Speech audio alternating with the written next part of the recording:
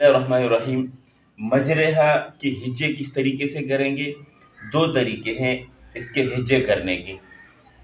ایک تو جو عام طور پر مشہور ہے اور ہم کرتے ہیں، میم جیم زبر مج را امالہ والی رے، مجرے، یہ ایک طریقہ ہے۔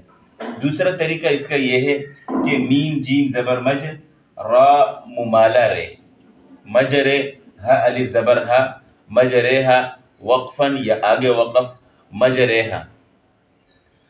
اب بسا اوقات لوگ امالہ کرتے ہیں، اس را کو پڑھتے ہیں میم جیم زبر مج، را زیر امالہ رے پڑھتے ہیں، میم جیم زبر مج را زیر امالہ رے۔ اس طریقے سے ہجے کرنا مناسب نہیں ہے۔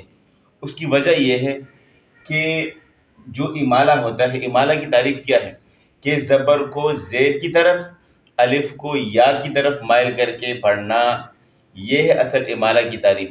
جب آپ لوگ پڑھتے ہیں کہ را زیر امالہ رے، تو امالہ سے بالکل مختلف ہوا، چونکہ امالہ کی ہم نے تعریف کیا بتائی کہ زبر کو زیر کی طرف یا الف کو یا کی طرف مائل کر کے، یہ اصل امالہ ہے۔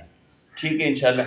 تو کیا ہے اس کی ہجے؟ کیا ہے؟ میم جیم زبر مج را امالہ والی رے، یا پھر دوسرا طریقہ میم جیم زبر مج را ممالہ رے، مجرے ہا الف زبر ہا، مجرے ہا وقفاً، مجرے ہا۔